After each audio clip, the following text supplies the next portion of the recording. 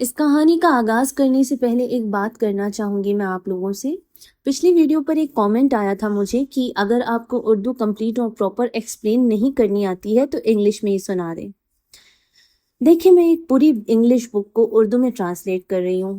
کسی بھی دوسری لینگویج کی پوری بک کو اس کے کانٹیکسٹ اور اس کے ایموشنز کے ساتھ اپنی زبان میں ڈھالنا کوئی آسان کام نہیں ہے۔ میں کوئی روبوٹ نہیں ہوں، ایک انسان ہوں، تو ہو سکتا ہے کہ کہیں تھوڑی بہت کمی رہ جائے، لیکن میری طرف سے پوری کوشش ہوتی ہے۔ اگر آپ کو انگلش میں ہی پڑھنا یا سننا ہے تو مارکیٹ میں اوریجنل بک پہلے سے آپ کو مل جائے گی، آپ پڑھ سکتے ہیں۔ میں یہ محنت آپ کے لیے نہیں، میں ان لوگوں کے لیے کر رہی ہوں جو اس اسٹوری کو اردو میں سننا چاہتے ہیں۔ باقی آپ کے فیڈ بیک کا بہت شکریہ، لیکن انسان کوئی محنت کر رہا ہے تو اس کو اپریشیٹ بھی کرنا سیکھیں۔ Thank you. السلام علیکم، میں ہوں کلب اور آپ سن رہے ہیں خالد حسینی کی کتاب A Thousand Splendid Suns کا چیپٹر 44 اینڈ 45۔ طارق نے کہا کہ اس کے سیل میں ساتھ رہنے والے ایک آدمی کا ایک چچا زاد تھا جسے ایک بار فلیمنگوز پینٹ کرنے کے لیے عوامی طور پر کوڑے مارے گئے تھے۔ وہ یعنی چچا زاد ان کے لیے ایک لا علاج شوق رکھتا تھا۔ پوری اسکیچ بکس، طارق نے کہا، ان کی درجنوں آئل پینٹنگز، جھیلوں میں چلتے ہوئے، دلدلوں میں دھوپ سیکتے ہوئے، غروب ہوتے سورج میں اڑتے ہوئے بھی۔ فلیمنگوز، لیلا نے کہا۔ اس نے اسے دیوار کے ساتھ بیٹھے دیکھا، اس کی ٹھیک ٹانگ گھٹنے سے مڑی ہوئی تھی۔ اسے دوبارہ چھونے کی خواہش ہوئی، جیسے اس نے پہلے سامنے والے گیٹ پر کیا تھا جب وہ بھاگ کر اس کے پاس گئی تھی۔ یہ سوچ کر اب اسے شرم آ رہی تھی کہ اس نے کیسے اپنے بازو اس کے گلے میں ڈال دیے تھے اور اس کے سینے پر روئی تھی، کیسے اس نے اس کا نام بار بار ایک لڑکھڑاتی بھاری آواز میں لیا تھا۔ کیا اس نے زیادہ ہی بے صبری دکھائی تھی؟ اس نے سوچا، کچھ زیادہ ہی بے بسی سے، شاید ہاں، لیکن وہ خود کو روک نہیں پائی تھی، اور اب اس کی دوبارہ خواہش تھی کہ اسے چھو کر خود کو دوبارہ ثابت کرے کہ وہ واقعی یہاں ہے، کہ وہ کوئی خواب نہیں، کوئی سایہ نہیں۔ واقعی، اس نے کہا، فلیمنگوز۔ جب طالبان کو وہ تصویریں ملی، طارق نے کہا، انہوں نے پرندوں کی لمبی اور ننگی ٹانگوں پر اعتراض کیا۔ انہوں نے چچا زاد کے پاؤں باندھ کر اس کے تلووں پر خون آنے تک کوڑے مارے، اور پھر انہوں نے اس کے سامنے ایک انتخاب رکھا، یا تصویریں تباہ کر دو یا فلیمنگوز کو مناسب بناؤ۔ تو چچا زاد نے اپنا برش اٹھایا اور ہر ایک پرندے پر پتلون پینٹ کر دی، اور یہ لو، اسلامی فلیمنگوز، طارق نے کہا۔ ہنسی آئی، لیکن لیلا نے اسے واپس دبا دیا۔ وہ اپنے پیلے دانتوں اور غائب سامنے والے دانت پر شرمندہ تھی، اپنے مرجھائے ہوئے روپ اور سوجے ہوئے ہونٹ پر شرمندہ تھی۔ اس نے سوچا کاش اسے اپنا چہرہ دھونے کا موقع ملتا، کم از کم اپنے بال ہی باندھ لیتی۔ لیکن وہ آخر میں ہنسے گا، وہ چچا زاد، طارق نے کہا۔ اس نے وہ پتلون واٹر کلر سے پینٹ کی تھی، جب طالبان چلے جائیں گے وہ بس انہیں دھو دے گا۔ وہ مسکرایا۔ لیلا نے دیکھا کہ اس کا اپنا بھی ایک دانت غائب تھا، اور اس نے اپنے ہاتھوں کو نیچے دیکھا۔ واقعی، وہ اپنے سر پر ایک پکول پہنے ہوئے تھا، ہائکنگ بوٹس اور ایک کالا اونی سویٹر جو خاکی پتلون کی کمر میں دبا ہوا تھا۔ وہ آدھا مسکرا رہا تھا، آہستہ آہستہ سر ہلا رہا تھا۔ لیلا کو یاد نہیں تھا کہ اس نے پہلے کبھی یہ لفظ واقعی کہا تھا، اور یہ گہرائی والی حرکت، لیپ میں انگلیوں سے ٹینٹ بنانا، سر ہلانا، یہ بھی نیا تھا۔ ایک اتنا بڑا لفظ، اتنی بڑی حرکت، اور یہ اتنا حیران کن کیوں ہونا چاہیے؟ وہ اب بڑا تھا، طارق، 25 سال کا آدمی جس کی حرکات آہستہ تھی اور اس کی مسکراہٹ میں تھکان تھی۔ لمبا داڑھی والا، خوابوں سے زیادہ پتلا لیکن مضبوط دکھنے والے ہاتھوں کے ساتھ، مزدوروں والے ہاتھ جن میں پھولی ہوئی رگیں تھیں۔ اس کا چہرہ ابھی بھی پتلا اور خوبصورت تھا، لیکن اب گورا نہیں رہا تھا۔ اس کی پیشانی پر ایک موسمی اثر تھا، دھوپ سے جلا ہوا، اس کی گردن کی طرح، ایک لمبا اور تھکا دینے والا سفر ختم کرنے والے مسافر کی پیشانی۔ اس کا پکول اس کے سر پر پیچھے کی طرف کھسکا ہوا تھا، اور وہ دیکھ سکتی تھی کہ اس کے بال گرنا شروع ہو گئے تھے۔ اس کے آنکھوں کا ہیزل رنگ پہلے سے تھوڑا پھیکا تھا، یا شاید کمرے کی روشنی ہی ایسی تھی۔ لیلا نے طارق کی ماں کے بارے میں سوچا، ان کے پرسکون انداز، چالاک مسکراہٹیں، پھیکی پرپل وگ، اور اس کے والد ان کی چھوٹی آنکھ والی نگاہ، ان کا عجیب مذاق، پہلے دروازے پر آنسوؤں بھری آواز میں اپنے ہی الفاظ پر لڑکھڑاتے ہوئے اس نے طارق کو بتایا تھا کہ اس کے خیال میں اس کے اور اس کے والدین کے ساتھ کیا ہوا تھا، اور اس نے انکار میں سر ہلایا تھا۔ تو اب اس نے اس سے پوچھا کہ وہ کیسے ہیں اس کے والدین، لیکن اسے ہی سوال پر پچھتاوا ہوا جب طارق نے نیچے دیکھا اور تھوڑی غیر توجہی سے کہا، گزر گئے، مجھے بہت افسوس ہے۔ خیر ہاں مجھے بھی، یہ لو۔ اس نے اپنی جیب سے ایک چھوٹا کاغذ کا لفافہ نکالا اور اسے پکڑایا۔ ایلیونا کی طرف سے تحفہ۔ اندر پلاسٹک ریپ میں لپٹا پنیر کا ایک ٹکڑا تھا۔ ایلیونا، یہ ایک پیارا نام ہے۔ لیلا نے لڑکھڑائے بنا یہ اگلا سوال کرنے کی کوشش کی۔ تمہاری بیوی؟ میری بکری۔ وہ پر امید انداز میں اس کی طرف مسکرا رہا تھا، جیسے کسی یاد کے واپس آنے کا انتظار کر رہا ہو۔ پھر لیلا کو یاد آیا، سوویت فلم۔ ایلیونا کپتان کی بیٹی تھی، وہ لڑکی جو فرسٹ میٹ کی محبت میں مبتلا تھی۔ وہ دن تھا جب اس نے طارق اور حسینہ نے کابل سے سوویت ٹینکس اور جیپس نکلتے دیکھے تھے۔ وہ دن جب طارق نے وہ عجیب رشین فر والی ٹوپی پہنی تھی۔ مجھے اسے زمین میں ایک کھوٹے سے باندھنا پڑا، طارق کہہ رہا تھا، اور ایک باڑ بنانی پڑی بھیڑیوں کی وجہ سے۔ جن پہاڑیوں کے دامن میں رہتا ہوں وہاں قریب ہی ایک جنگل ہے، شاید 4 میل دور۔ زیادہ تر پائن کے درخت ہیں، کچھ پھر ڈیوڈر۔ وہ زیادہ تر جنگل میں رہتے ہیں بھیڑیے، لیکن ایک ممیاتی بکری جسے ادھر ادھر گھومنا پسند ہو وہ انہیں باہر نکال سکتی ہے۔ اس لیے باڑ یعنی کھوٹا۔ لیلا نے اس سے پوچھا کہ کون سی پہاڑیاں؟ پیر پنجل، پاکستان، اس نے کہا۔ جہاں میں رہتا ہوں اسے مری کہتے ہیں۔ یہ گرمیوں کی جگہ ہے، اسلام آباد سے 1 گھنٹے کی دوری پر۔ یہ پہاڑی اور سبز ہے، بہت سارے درخت، سمندر کی سطح سے بہت اونچا، تو گرمیوں میں وہاں ٹھنڈک ہوتی ہے، سیاحوں کے لیے بہترین۔ انگریزوں نے اسے اپنے فوجی ہیڈ کوارٹرز راولپنڈی کے قریب ایک ہل اسٹیشن کے طور پر بنایا تھا، اس نے کہا، تاکہ وکٹورین لوگ گرمی سے بچ سکے۔ آپ کو ابھی بھی کولونیل دور کی کچھ نشانیاں مل سکتی ہے، طارق نے کہا۔ کبھی کبھار کوئی ٹی روم، 3 کی چھت والے بنگلوز جنہیں کاٹیجز کہتے ہیں، اس قسم کی چیزیں۔ شہر خود چھوٹا اور خوشگوار تھا۔ مین اسٹریٹس کو مال کہا جاتا تھا، جہاں ایک پوسٹ آفس، ایک بازار، کچھ ریسٹورنٹس اور ایسی دکانیں تھیں جو سیاہوں سے پینٹ کیے ہوئے شیشے اور ہاتھ سے بنے قالینوں کا زیادہ پیسہ وصول کرتی تھی۔ عجیب بات یہ تھی کہ مال کا 1 وے ٹریفک ایک ہفتے ایک راستہ چلتا تھا اور اگلے ہفتے دوسری طرف۔ مقامی لوگ کہتے ہیں کہ آئرلینڈ کا ٹریفک بھی کچھ جگہوں پر ویسا ہی ہے، طارق نے کہا۔ مجھے نہیں معلوم، خیر یہ اچھا ہے، یہ ایک سادہ زندگی ہے لیکن مجھے پسند ہے، مجھے وہاں رہنا پسند ہے، اپنی بکری کے ساتھ، ایلیونا کے ساتھ۔ لیلا کا مقصد مذاق سے زیادہ کسی دوسری بات میں داخل ہونا تھا، جیسے کون اور ہے وہاں اس کے ساتھ جو بکریوں کو بھیڑیوں کے کھانے کی فکر کر رہا ہے، لیکن طارق صرف سر ہلاتا رہا۔ مجھے تمہارے والدین کے لیے بھی افسوس ہے، اس نے کہا۔ تم نے سنا؟ میں نے پہلے کچھ پڑوسیوں سے بات کی تھی، اس نے کہا۔ ایک وقفہ جس کے دوران لیلا سوچتی رہی کہ پڑوسیوں نے اسے اور کیا بتایا ہوگا۔ میں کسی کو نہیں پہچانتا، پرانے وقتوں سے میرا مطلب ہے، وہ سب جا چکے ہیں، وہاں کوئی نہیں بچا جسے تم جانتے ہو۔ میں کابل کو نہیں پہچانتا۔ میں بھی نہیں، لیلا نے کہا، اور میں کبھی چھوڑ کر گئی ہی نہیں۔ میمی کا ایک نیا دوست ہے، ظالمئی نے اسی رات کھانے کے بعد کہا جب طارق جا چکا تھا۔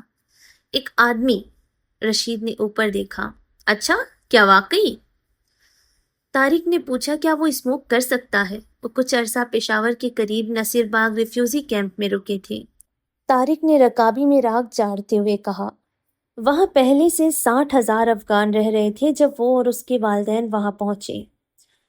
یہ دوسرے کیمپس جیسا برا نہیں تھا، جیسے خدا نخواستہ زلوجی، اس نے کہا۔ میرا خیال ہے ایک وقت پر یہ کوئی ماڈل کیمپ بھی تھا، سرد جنگ کے زمانے میں ایک ایسی جگہ جہاں مغرب دنیا کو دکھا سکتا تھا اور ثابت کر سکتا تھا کہ وہ صرف افغانستان میں ہتھیار نہیں بھیج رہے۔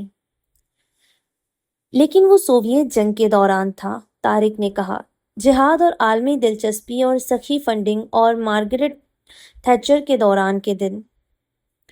تم باقی جانتی ہو لیلا، جنگ کے بعد سوویتس ٹوٹ گئے اور مغرب آگے بڑھ گیا۔ ان کے لیے اب افغانستان میں کوئی فائدہ نہیں رہا تھا اور پیسہ ختم ہو گیا۔ اب ناصر باغ صرف خیمے، دھول اور کھلے گٹر ہیں۔ جب ہم وہاں پہنچے، انہوں نے ہمیں ایک ڈنڈا اور کینواس کی ایک سیٹ پکڑائی اور کہا کہ اپنا خیمہ خود بنا لو۔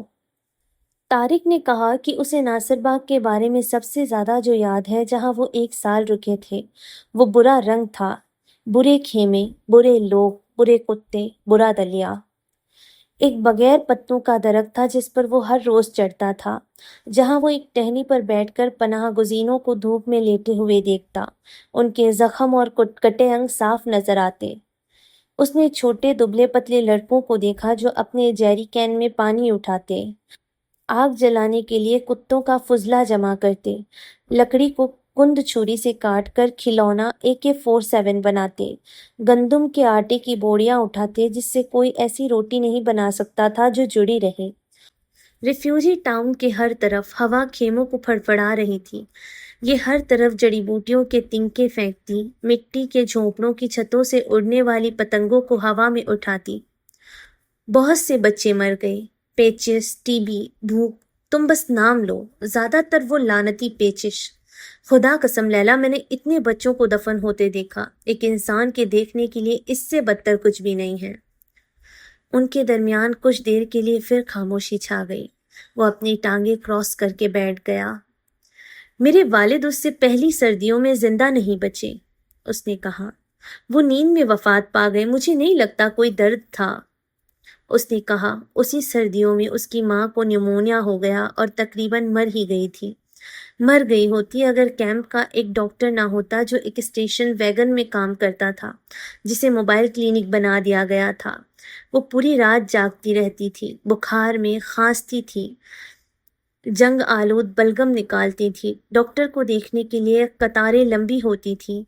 طارق نے کہا، ہر کوئی لائن میں کانپ رہا ہوتا تھا، کراہ رہا ہوتا تھا، کھانس رہا ہوتا تھا، کچھ کی ٹانگوں پر پخانہ بہہ رہا ہوتا تھا، دوسرے اتنے تھکے ہوئے یا بھوکے یا بیمار تھے کہ الفاظ ادا نہیں کر سکتے تھے۔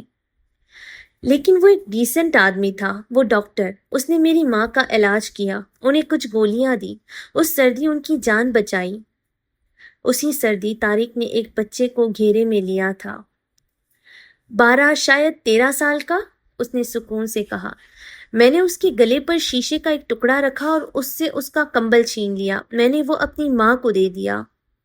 اس نے خود سے ایک وعدہ کیا، طارق نے کہا، اپنی ماں کی بیماری کے بعد کہ وہ کیمپ میں ایک اور سردی نہیں گزاریں گے۔ وہ کام کرے گا، پیسے بچائے گا، انہیں پشاور میں ایک اپارٹمنٹ میں منتقل کرے گا جہاں ہیٹنگ اور صاف پانی ہوگا۔ جب بہار آئی، اس نے کام تلاش کیا، وقتاً فوقتاً کیمپ میں صبح سویرے ایک ٹرک آتا اور 2 درجن لڑکوں کو اکٹھا کرتا، انہیں پتھر اٹھانے کے لیے کسی کھیت میں لے جاتا یا تھوڑے پیسوں، کبھی کمبل یا جوتوں کے بدلے سیب توڑنے کے لیے کسی باغ میں۔ لیکن وہ اسے کبھی نہیں چاہتے تھے، طارق نے کہا۔ میری ٹانگ پر ایک نظر اور بات ختم۔ اور بھی کام تھے، کھائیاں کھودنا، جھونپڑیاں بنانا، پانی اٹھانا، بیت الخلاء سے فضلہ بیلچے سے صاف کرنا، لیکن جوان لڑکے ان کاموں کے لیے لڑتے تھے اور طارق کا کبھی کوئی چانس نہیں بنا۔ پھر 1993 کے اس خزاں میں اسے ایک دکاندار ملا۔ اس نے مجھے لاہور تک ایک لیدر کوٹ لے جانے کے پیسے آفر کیے، بہت زیادہ نہیں پر کافی تھے، 1 یا شاید 2 مہینے کے اپارٹمنٹ کے کرائے کے لیے۔ دکاندار نے اسے بس کا ٹکٹ دیا، طارق نے کہا، اور لاہور ریلوے اسٹیشن کے قریب ایک اسٹریٹ کارنر کا پتہ دیا جہاں اسے وہ کوٹ دکاندار کے کسی دوست کے حوالے کرنا تھا۔ مجھے پہلے سے معلوم تھا، یقیناً مجھے معلوم تھا، طارق نے کہا۔ اس نے کہا تھا کہ اگر میں پکڑا گیا تو میں اپنی ذمہ داری پر ہوں اور مجھے یاد رکھنا چاہیے کہ اسے پتہ ہے میری ماں کہاں رہتی ہے، لیکن پیسے اتنے اچھے تھے کہ چھوڑے نہیں جا سکتے تھے اور سردیاں پھر سے آ رہی تھیں۔ تم کہاں تک پہنچے؟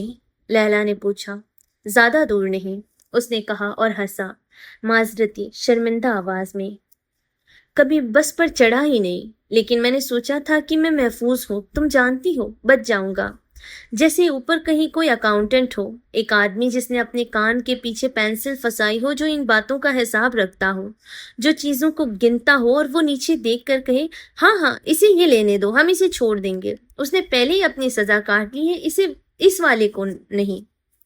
وہ کوٹ کی سلائی میں تھا، حاشش، اور جب پولیس نے کوٹ کو چھری لگائی تو وہ سارا سڑک پر بکھر گیا۔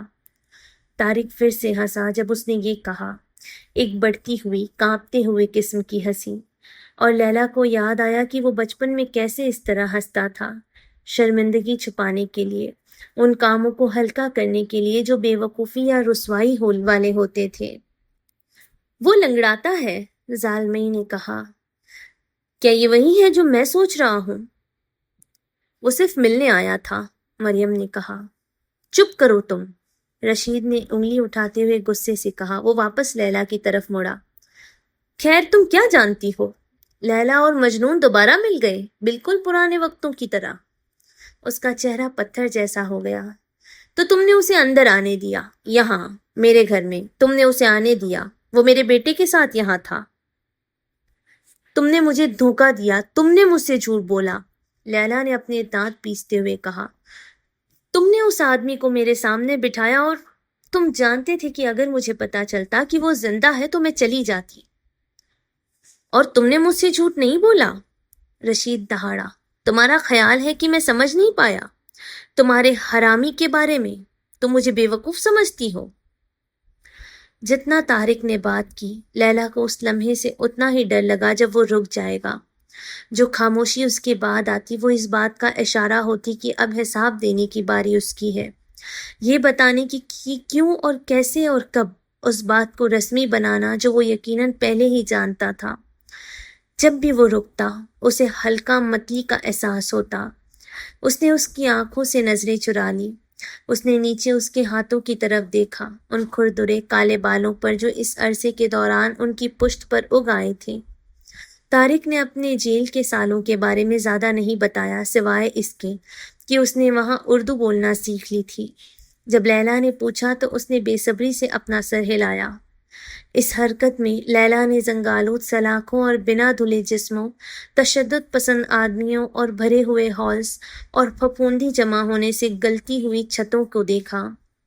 اس نے اس کے چہرے پر پڑھا کہ یہ رسوائی، ذلت اور مایوسی کی جگہ تھی۔ طارق نے کہا اس کی ماں نے اس کی گرفتاری کے بعد اس سے ملنے کی کوشش کی تھی۔ 3 بار وہ آئی، لیکن میں ان سے کبھی مل نہیں سکا، اس نے کہا۔ اس نے انہیں ایک خط لکھا اور اس کے بعد کچھ اور بھی، حالانکہ اسے شک تھا کہ انہیں وہ ملیں گے۔ اور میں نے تمہیں لکھا۔ تمہیں لکھا؟ اوہ، کتابیں بھر کر، اس نے کہا۔ تمہارا دوست رومی میری تخلیق پر رشک کرتا۔ پھر وہ دوبارہ ہنسا، اس بار زور سے، جیسے وہ اپنی ہی دلیری پر حیران بھی ہو اور کچھ اس نے بتا دیا اس پر شرمندہ بھی۔ زالمئی اوپر رونے لگ گیا۔ بالکل پرانے وقتوں کی طرح پھر، رشید نے کہا۔ تم دونوں، مجھے لگتا ہے تم نے اسے اپنا چہرہ دیکھنے دیا۔ اس نے دکھایا، زالمئی نے کہا پھر سے، لیلا سے۔ تم نے دکھایا میمی، میں نے تمہیں دیکھا۔ تمہارا بیٹا مجھے کچھ خاص پسند نہیں کرتا، طارق نے کہا جب لیلا واپس نیچے آئی۔ مجھے افسوس ہے، اس نے کہا۔ ایسی بات نہیں ہے، وہ بس اس کی پرواہ نہ کرو۔ پھر جلدی سے اس نے موضوع بدل دیا، کیونکہ اسے زالمئی کے بارے میں ایسا محسوس کرنا خود غرض اور گنہگار محسوس کراتا تھا، جو کہ ایک بچہ تھا، ایک چھوٹا لڑکا جو اپنے باپ سے پیار کرتا تھا، جس کی اس اجنبی سے فطری ناپسندیدگی سمجھ آنے والی اور جائز تھی۔ اور میں نے تمہیں لکھا، کتابیں، کتابیں۔ تم کب سے مری میں ہو؟ 1 سال سے کم، طارق نے کہا۔ جیل میں اس نے ایک عمر رشیدہ آدمی سے دوستی کی تھی، اس نے کہا، ایک شخص جس کا نام سلیم تھا، ایک پاکستانی، ایک سابق فیلڈ ہاکی پلیئر جو سالوں سے جیل آتا جاتا رہا تھا اور جس نے ایک انڈر کور پولیس مین کو چاقو مارنے کے جرم میں 10 سال کی سزا کاٹ رہا تھا۔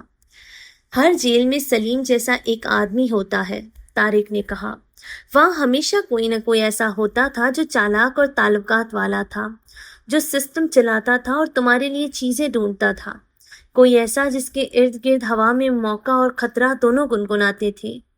یہ سلیم ہی تھا جس نے طارق کی اپنی ماں کے بارے میں کوئریز باہر بھیجی تھی۔ سلیم نے ہی اسے بٹھا کر ایک نرم اور باپ جیسی آواز میں بتایا تھا کہ وہ سردی سے وفات پا گئی تھی۔ طارق نے پاکستانی جیل میں 7 سال گزارے۔ میں آسانی سے چھوٹ گیا، اس نے کہا۔ میں خوش قسمت تھا، میرے کیس پر جو جج بیٹھا تھا بعد میں پتا چلا اس کا ایک بھائی تھا جس نے ایک افغان عورت سے شادی کی تھی۔ شاید اس نے رحم کھا لیا، مجھے نہیں معلوم۔ جب طارق کی سزا پوری ہوئی 2000 کی سردیوں کے شروع میں، سلیم نے اسے اپنے بھائی کا پتہ اور فون نمبر دیا۔ بھائی کا نام سعید تھا۔ اس نے کہا سعید مری میں ایک چھوٹا سا ہوٹل چلاتا ہے۔ طارق نے کہا 20 کمرے اور ایک لاؤنج، سیاحوں کی ضرورت پوری کرنے کی ایک چھوٹی سی جگہ۔ اس نے کہا اسے بتانا کہ میں نے تمہیں بھیجا ہے۔ طارق کو بس سے اترتے ہی مری پسند آ گیا تھا۔ برف سے لدے پائن کے درخت، ٹھنڈی اور تازہ ہوا، بند لکڑی کے کاٹیجز، چمنیوں سے نکلتا ہوا دھواں۔ یہ وہ جگہ تھی، طارق نے سوچا تھا سعید کے دروازے پر دستک دیتے ہوئے، ایک ایسی جگہ جو نہ صرف اس بدحالی سے کوسوں دور تھی جو اس نے دیکھی تھی، بلکہ ایک ایسی جگہ جو مشکل اور غم کے تصور کو بھی کسی حد تک فحاش اور ناقابل تصور بنا دیتی تھی۔ میں نے خود سے کہا یہاں ایک جگہ ہے جہاں ایک آدمی آگے بڑھ سکتا ہے۔ طارق کو ایک صفائی والے اور ہینڈی مین کے طور پر کام پر رکھ لیا گیا۔ اس نے اچھا کام کیا، اس نے کہا۔ اسے 1 مہینے کے ٹرائل پیریڈ کے دوران آدھی تنخواہ پر جو سعید نے اسے دی تھی۔ جب طارق بات کر رہا تھا، لیلا نے سعید کا تصور کیا جسے اس نے تنگ آنکھوں والا اور سرخ چہرے والا فرض کیا تھا، جو ریسیپشن آفس کی کھڑکی پر کھڑا دیکھ رہا تھا کہ طارق لکڑی کاٹ رہا ہے اور راستے سے برف ہٹا رہا ہے۔ اس نے اسے طارق کی ٹانگوں کے اوپر جھکتے دیکھا، مشاہدہ کرتے ہوئے جب طارق سنک کے نیچے لیٹ کر لیک کرنے والے پائپ ٹھیک کر رہا تھا۔ اس نے اسے غائب کیش کے لیے رجسٹر چیک کرتے ہوئے تصور کیا۔ طارق کی جھونپڑی باورچی کے چھوٹے بنگلوں کے ساتھ تھی۔ اس نے کہا باورچی ادیبہ نام کی ایک میاں عمر بیوہ تھی۔ دونوں جھونپڑیاں ہوٹل سے الگ تھیں، مین بلڈنگ سے بادام کے درختوں کے بکھرے ہوئے ہونے، ایک پارک بینچ اور ایک پیرامڈ کی شکل کے پتھر کے فوارے کی وجہ سے جدا تھی جو گرمیوں میں سارا دن گڑگڑاتا رہتا تھا۔ لیلا نے طارق کا تصور اپنی جھونپڑی میں بستر پر بیٹھی کھڑکی کے باہر پتوں والی دنیا دیکھتے ہوئے کیا۔ رعایتی وقت ختم ہونے پر سعید نے طارق کی تنخواہ پوری کر دی، اسے بتایا کہ اس کے دوپہر کے کھانے مفت ہیں، اسے ایک اونی کوٹ دیا اور اسے ایک نئی ٹانگ لگوا کر دی۔ طارق نے کہا کہ وہ اس آدمی کی مہربانی پر رو پڑا تھا۔ اپنے پہلے مہینے کی پوری تنخواہ اپنی جیب میں لیے طارق شہر گیا اور الیونا کو خریدا۔ اس کی کھال بالکل سفید ہے، طارق نے مسکراتے ہوئے کہا۔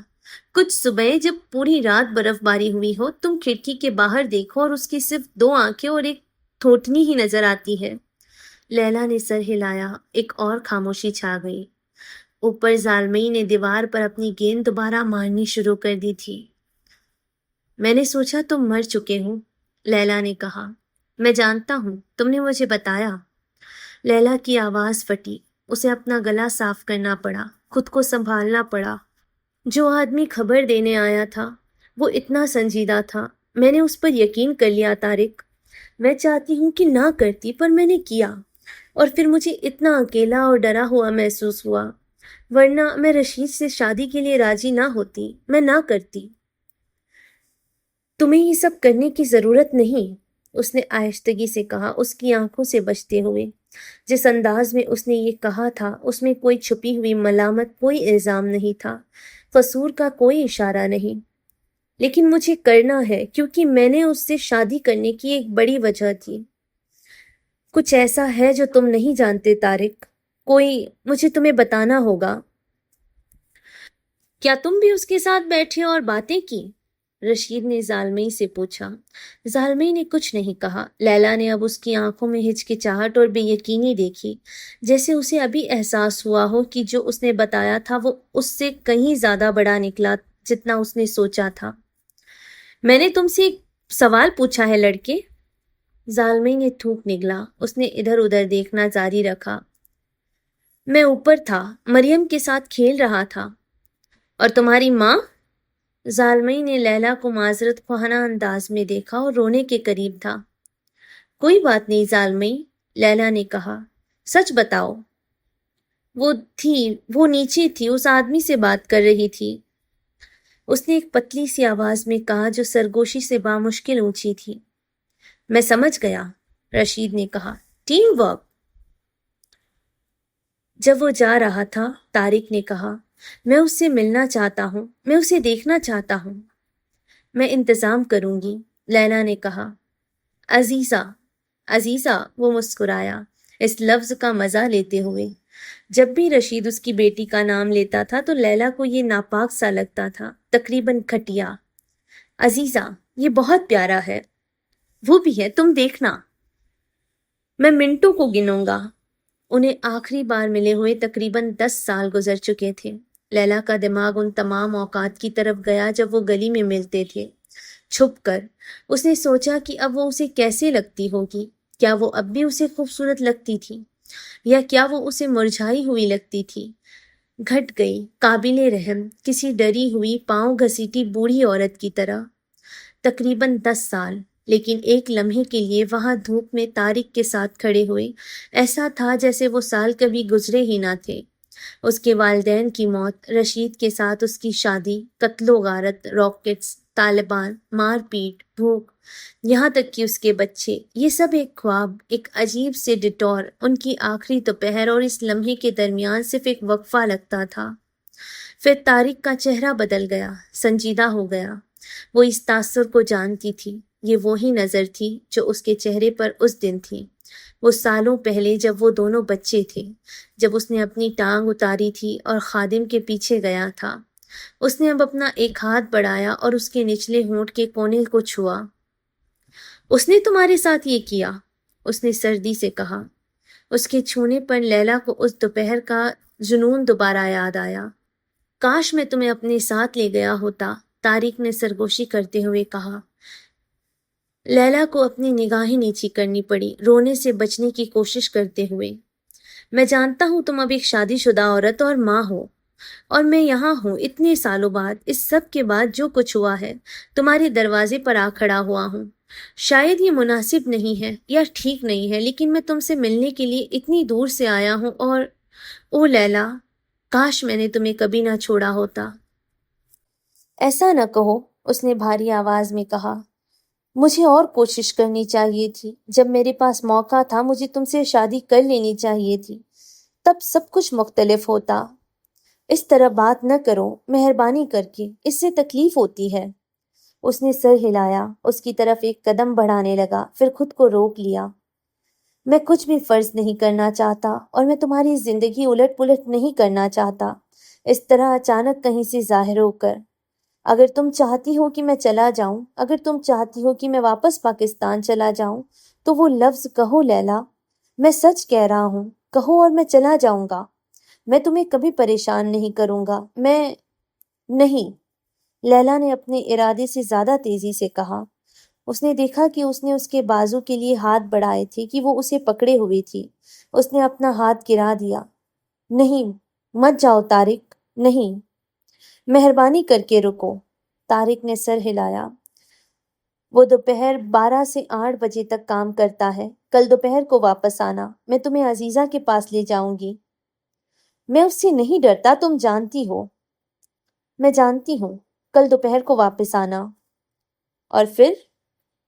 और फिर मुझे नहीं मालूम, मुझे सोचना है ये। मैं जानता हूँ ये क्या है, उसने कहा। मैं समझता हूँ, मुझे अफसोस है, मुझे बहुत सी चीजों के लिए अफसोस है। मत करो, तुमने वादा किया था कि तुम वापस आओगे और तुम आए। उसकी आंखों में पानी आ गया। तुम्हें देखकर अच्छा लगा लैला।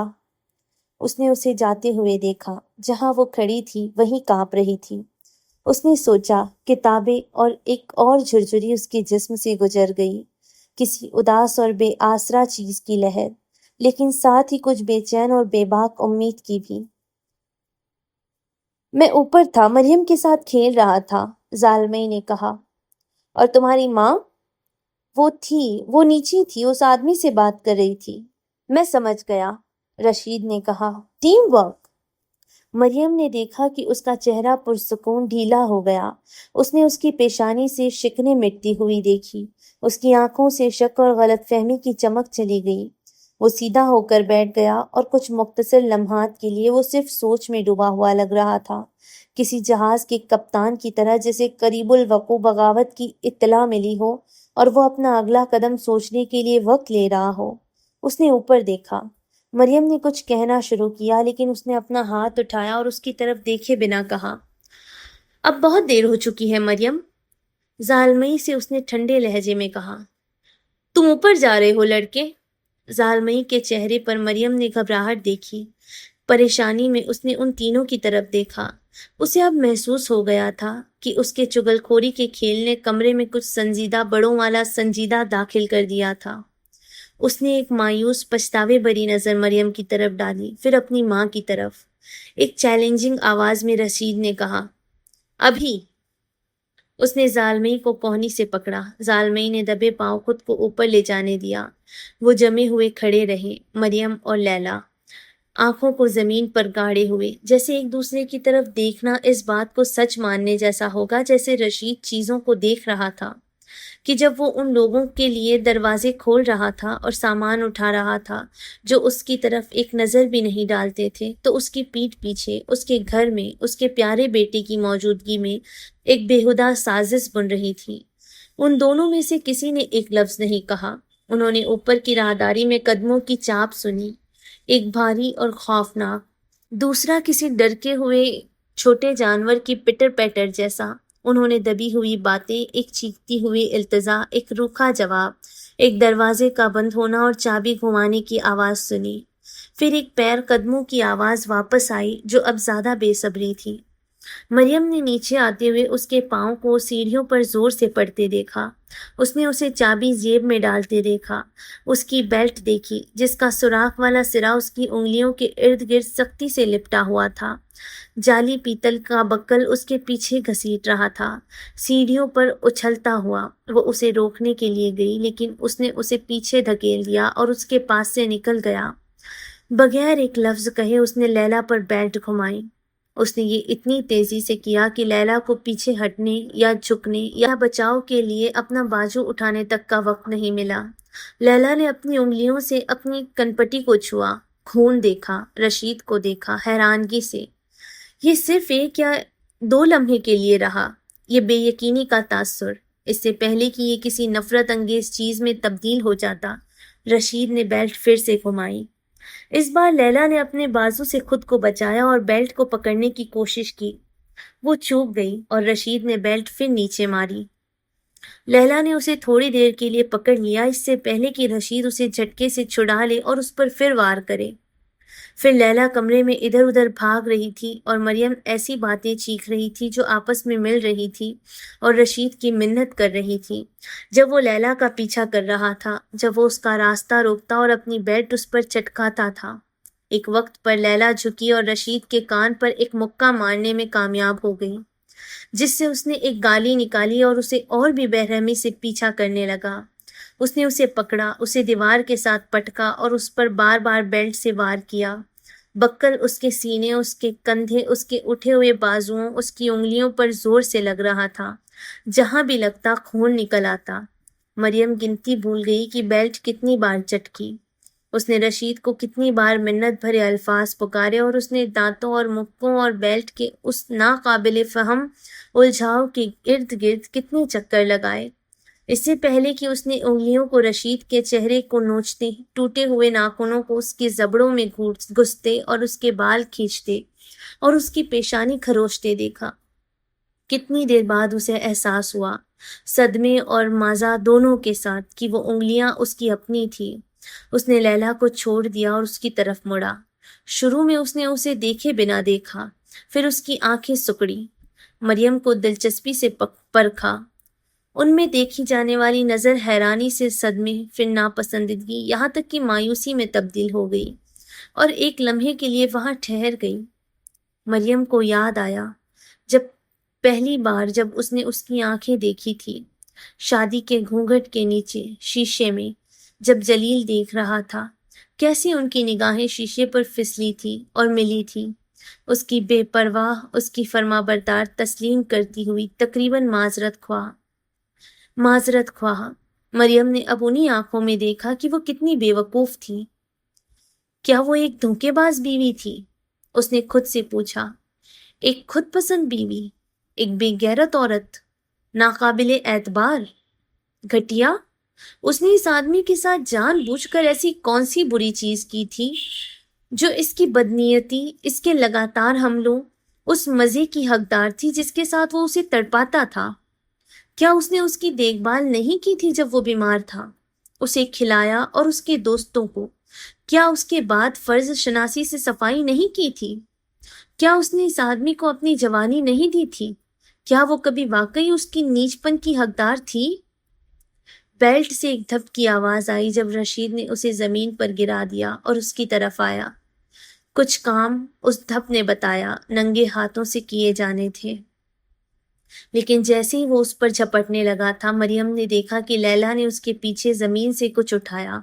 اس نے لیلا کا ہاتھ سر کے اوپر اٹھتا دیکھا، رکا، پھر اس کے چہرے کے سائیڈ پر تیزی سے نیچے آتے دیکھا۔ شیشہ ٹوٹ گیا، پینے والے گلاس کی نکیلی بقیات زمین پر بارش کی طرح گری۔ لیلا کے ہاتھوں پر خون تھا، رشید کے گال پر کھلے زخم سے خون بہہ رہا تھا، اس کی گردن پر، اس کی قمیص پر خون تھا۔ وہ مڑا، پورے بھیجتے ہوئے دانت اور جلتی ہوئی آنکھوں کے ساتھ۔ وہ زمین پر گرے، رشید اور لیلا ہاتھ پاؤں مارتے ہوئے۔ وہ آخر میں اس کے اوپر تھا، اس کے ہاتھ پہلے ہی لیلا کی گردن کے گرد لپٹے ہوئے تھے۔ مریم نے اسے نوچا، اس نے اس کے سینے پر مارا، اس نے خود کو اس پر پھینکا، اس نے اس کی انگلیاں لیلا کی گردن سے کھولنے کی کوشش کی، اس نے انہیں کاٹا، لیکن وہ لیلا کی سانس کی نلی کے ارد گرد سختی سے جمی رہی، اور مریم نے دیکھا کہ وہ اسے آخر تک لے جانے کا ارادہ رکھتا تھا۔ اس کا ارادہ اس کا دم گھونٹنے کا تھا، اور وہ دونوں اس بارے میں کچھ نہیں کر سکتی تھی۔ مریم پیچھے ہٹی اور کمرے سے نکل گئی۔ اسے اوپر سے آتی دھپ دھپ کی آواز کا احساس تھا کہ چھوٹی ہتھیلیاں ایک بند دروازے پر پڑ رہی تھیں۔ وہ راہداری سے گزرتی ہوئی دوڑی، وہ سامنے والے دروازے سے باہر نکلی، صحن کراس کیا۔ ٹول شیڈ میں مریم نے بلیچا پکڑا۔ رشید نے اسے کمرے میں واپس آتے نہیں دیکھا۔ وہ ابھی بھی لیلا کے اوپر تھا، اس کی آنکھیں چوڑی اور پاگل تھیں، اس کے ہاتھ اس کی گردن پر لپٹے ہوئے تھے۔ لیلا کا چہرہ اب نیلا پڑ رہا تھا اور اس کی آنکھیں اوپر چلی گئی تھی۔ مریم نے دیکھا کہ اب وہ مزاحمت نہیں کر رہی تھی، وہ اسے مار ڈالے گا۔ اس نے سوچا، وہ واقعی ایسا کرنے والا ہے، اور مریم یہ ہونے نہیں دے سکتی تھی اور نہ ہونے دیتی۔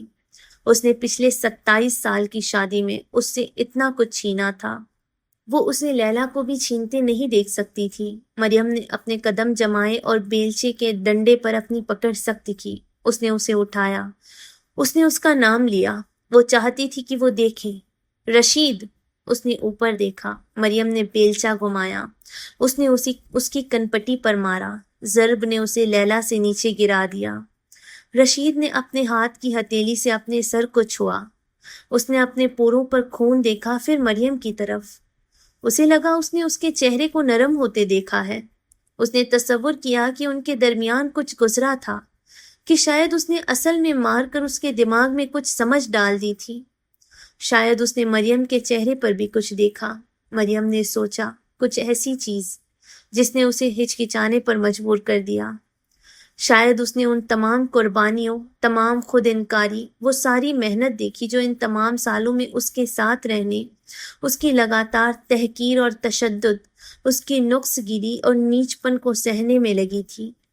کیا یہ عزت تھی جو اس نے اس کی آنکھوں میں دیکھی؟ پچھتاوا؟ لیکن پھر اس کا اوپری ہونٹ واپس ایک زہریلی مسکراہٹ میں مڑ گیا، اور مریم کو تب احساس ہوا اس بات کا کہ اس بات کو ختم نہ کرنا کتنا بے مقصد، شاید غیر ذمہ دارانہ بھی تھا۔ اگر وہ اسے اب چھوڑ دیتی تو اسے جیب سے چابی نکالنے اور اوپر اس کمرے سے جہاں اس نے ظالمئی کو بند کیا تھا، اپنی وہ بندوق لانے میں کتنی دیر لگتی۔ اگر مریم کو یقین ہوتا کہ وہ صرف اسے گولی مار کر راضی ہو جائے گا کہ اس بات کا چانس تھا کہ وہ لیلا کو بخش دے تو وہ شاید بیلچہ گرا دیتی، لیکن رشید کی آنکھوں میں اس نے ان دونوں کے لیے قتل دیکھا، اور اس طرح مریم نے بیلچہ اونچا اٹھایا، اسے جتنا اونچا کر سکتی تھی اٹھایا، اسے اس طرح قوس میں لائے کہ اس نے اس کی پیٹھ کے نچلے حصے کو چھوا، اس نے اسے گھمایا تاکہ اس کا تیز کنارہ عمودی ہو جائے، اور جب اس نے یہ کیا تو اسے خیال آیا کہ یہ پہلی بار تھا کہ وہ اپنی زندگی کے راستے کا فیصلہ خود کر رہی تھی، اور اس کے ساتھ مریم نے بیلچہ نیچے لا مارا۔ اس بار اس نے اسے اپنا سب کچھ دے دیا۔ آج کے لیے بس اتنا ہی۔ کہانی کے اگلے باب کو سننے کے لیے چینل کو سبسکرائب کریں، لائک اور کامنٹ کریں۔